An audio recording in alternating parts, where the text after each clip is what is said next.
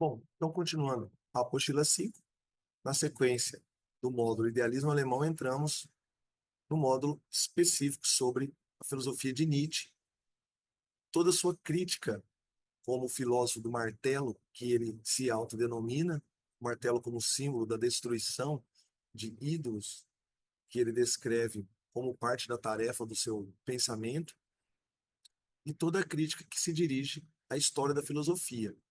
Nietzsche é um filósofo que se apresenta com o propósito de reformular a história da filosofia, fazendo uma desconstrução dos valores dominantes até então, e ele inaugura toda a sua crítica dirigida primeiramente à filosofia de Sócrates, a moral socrática.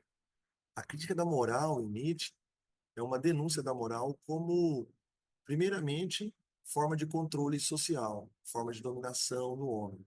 Depois, entendida a moral como forma de máscara, de desvio, né, das próprias forças constitutivas do homem, como máscara ou disfarce. E em terceiro aspecto, a moral é entendida como sintoma de fraqueza, como decadência, como covardia diante da própria existência. A partir da crítica da moral que Nietzsche apresenta já na crítica da filosofia de Sócrates, dali se desdobra também a crítica da razão, entendendo que a existência não seria racional na compreensão de Nietzsche, mas sim influenciada pela filosofia de Schopenhauer, né, pelo pensamento de Schopenhauer. A vida seria marcada pelo impulso, pelo desejo, pela potência, né, pelas paixões, e a crítica do racionalismo também está dentro desse escopo da filosofia do martelo, né, da destruição de ídolos. Em seguida, Nietzsche dirige sua crítica ao cristianismo, também como forma de decadência da vontade e de negação da existência.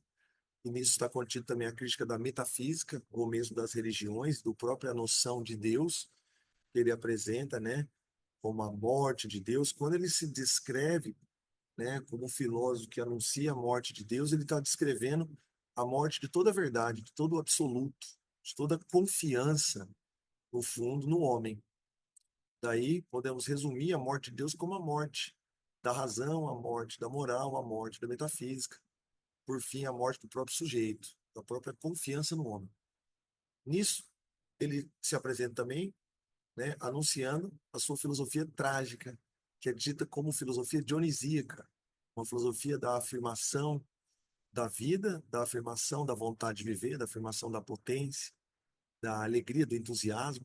E a relação com Dionísio é a relação do significado do deus Dionísio, como deus da alegria, do entusiasmo, da embriaguez, da desordem, e ao mesmo tempo da arte, né, da música.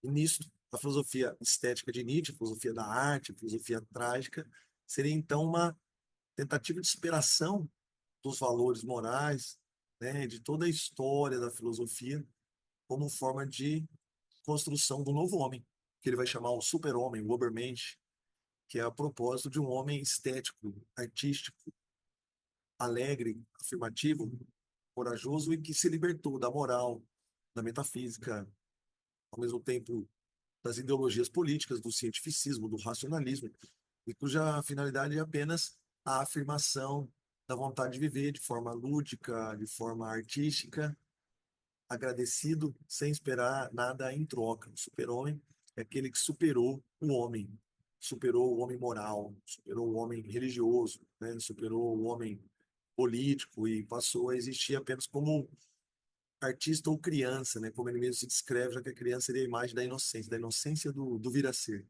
Né? Então vamos fazer esse texto aqui, ler o exercício e resolvê-lo. Ó, texto do Nietzsche, para além do bem e do mal. Pode acontecer que, para a educação do verdadeiro filósofo, seja preciso que ele percorra todas as gradações nas quais os trabalhadores da filosofia estão instalados e devem permanecer firmes. Ele deve ter sido crítico, cético, dogmático e histórico, e ademais poeta, viajante, moralista e vidente, e espírito livre. Tudo, enfim, para poder percorrer o círculo dos valores humanos, dos sentimentos de valor, e poder lançar um olhar de múltiplos olhos e múltiplas consciências da mais sublime altitude dos abismos, dos baixos para o alto. Mas tudo isso é apenas uma condição preliminar da sua incumbência. Seu destino exige outra coisa, a criação de valores. Veja que Nietzsche convida, né, o filósofo a vivenciar todo o círculo da experiência interior de crítico, cético, dogmático, histórico, viajante, poeta, moralista, vidente, espírito livre, para depois destruir todos os valores vivenciados e construir novos valores, fundados agora na noção de força, coragem, potência que caracteriza o além do homem. Tá? A tarefa do filósofo é transvalorizar, superar todos os valores. E assim, a partir da sua própria condição interior, tornar-se o que se é, que é a independência, o caminho interior que ele nos propõe, sobretudo da afirmação da vida, da superação do niilismo, né, da afirmação do eterno retorno, como a gente estudou na aula, ao mesmo tempo também, né, da própria condição de superação do niilismo, superação da negação da falta de vontade de viver, né?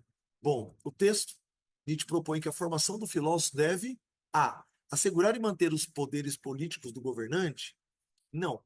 A única teoria política que existe em Nietzsche, na sua juventude, era uma esperança de construção de um Estado estético, artístico alemão, ao lado do músico Richard Wagner, que ele depois superou, abandonou, e essas ideias não passaram de uma mera passagem da sua vida de juventude. B. Conhecer e extrapolar as práticas de vida, os sentimentos e os valores presentes na sociedade. Conhecer e extrapolar significa ultrapassar, né, as práticas de vida, os sentimentos, né, os valores presentes na sociedade. É parte, sim, da tarefa do filósofo, ultrapassar os valores vigentes, os valores dominantes, e, ao mesmo tempo, existir como forma intensa, né, afirmando de modo intenso a própria vida. Então, a alternativa B me parece ser a mais correta no momento. A C diz privilegiar e fortalecer o papel da religião nas atitudes críticas perante a vida e os humanos. Pelo contrário, é bem conhecida a crítica de Nietzsche da religião. A religião é entendida como sintoma de fraqueza, de negação da vida, já que a religião nega o desejo, nega a paixão, nega a finitude, em nome de um ideal, né? Um ideal ascético de ascensão espiritual numa outra vida. Então, para Nietzsche, as religiões, assim como as ideologias políticas, assim como a moral, nega a própria vida, e a filosofia de Nietzsche é uma filosofia da afirmação da vida, da afirmação da finitude, da impermanência, da transitoriedade, da dor, né? De tudo aquilo que constitui a própria existência. A D fala sobre a restrição ao terreno da reflexão na busca de uma verdade absoluta, como se a reflexão e o pensamento fossem suficientes para existir. E Nietzsche entende que a vida contemplativa do filósofo, a vida dos trabalhadores da filosofia, como ele fala ironicamente ali no texto, é também uma forma de fuga da existência. Então, o conhecimento não é suficiente para libertar o homem, apenas a própria forma de viver, não de forma teórica, mas de forma prática mesmo, né? Afirmando o corpo, o desejo, a vontade. E aí fala de retomar a origem única e indivisível dos humanos, na busca de uma liberdade de natureza.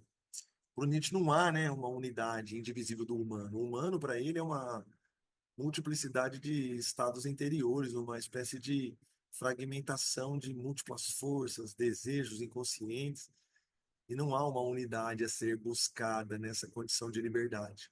Então ficamos com a alternativa B. Valeu, galera. Beijo do Alf.